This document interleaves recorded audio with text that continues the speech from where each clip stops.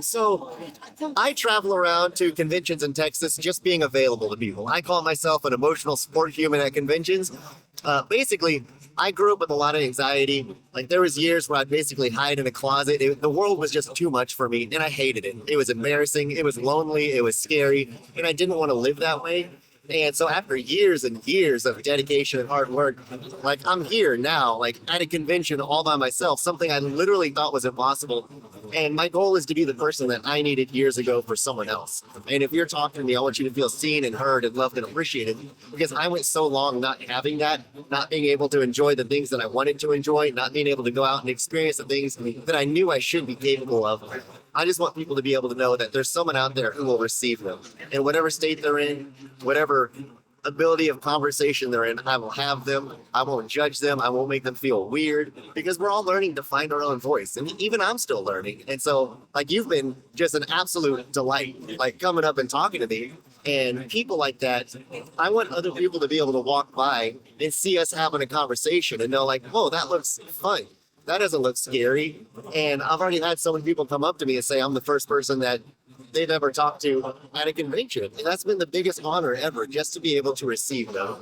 My best friend and I went to TwitchCon, which was so terrifying for me. And like he was like my safety blanket. Like I would want to go talk to people, and if I felt it went bad, like I knew I could rely on him to be like, it's okay. Like they didn't think anything of it. And so I met a couple creators that were like my heroes, like Doug. I love Doug. Ludwig, I love Ludwig. That's actually me picking up Ludwig. Yeah, me picking up Saikuno.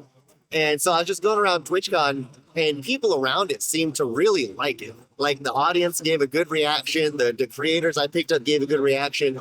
And to me, it was just this moment of like, this silly little act of human interaction is meaning things to more than just me. Like, even though it is silly, and it might seem like just something so small, it started to symbolize something of a trust. Like I pick someone up and put them down, and then even the creators I would pick up would just open up to me and just start telling me all these stories and telling me all these things.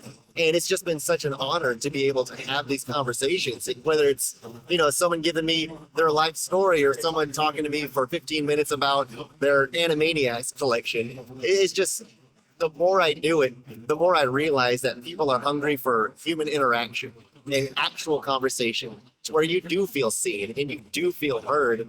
And the more I do it, the more I realize that this little thing that I'm doing, it's not only like meaningful to me, but it's been so meaningful for so many people. I'm at almost 500 people I've picked up, and I'm not slowing down. It's just going to conventions and being available. Like that's it. Like I'm not trying to get rich. I have a job. I'm not trying to get famous. Like I don't need validation. I get that from my family, and I've built myself up now. I'm not trying to get in a relationship. I'm not trying to make friends. Like I'm just doing it because I feel called to do it. I know there's people out there that just need someone to receive them, and I feel this is one thing in life I've been good at, so I'm pursuing it. So I don't know if y'all know the content creator Fan. She is notorious for just saying the most, what's the word? Uncomfortable statements ever. So it was at TwitchCon, and I went and I was like, please, I always say, please feel free to say no. Like, I do not mind. Like, there's no obligation. I was like, can I pick you up? And so she stood back and she looked at me. She goes,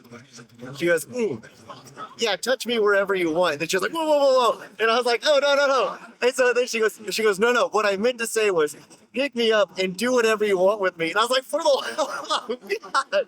And so we were just dying laughing. But she's just an angel. Like she's the sweetest person ever. Like she actually let me stand there and talk with her, picked her up, took a picture. I mean, I've had, like, even on the complete opposite end of the spectrum, like my favorite interactions have been with guests. There was someone at a convention a couple conventions ago that I saw them standing just alone crying. And I was like, that's a panic attack. I know what that is. That was me. And so I just walked over and I was like, are you okay? They said, I'm having a panic attack. And I was like, well, I will stand here with you for 15 minutes in silence if that's what you need to get through this. Because that's all I needed someone to do for me. And they were like, yes. And so I just stood there. I just stood there in silence with them until they decompressed and got over it. And, they gave me a big hug. cried a little, and they were good the rest of the day. And it's like moments like that where it's just, like I say, just being readily available. It's awesome. I've had it, like, experiences of just like the goofiest things to the most serious, heartbreaking, earth-shattering conversations, like on every end of the spectrum. It's been great.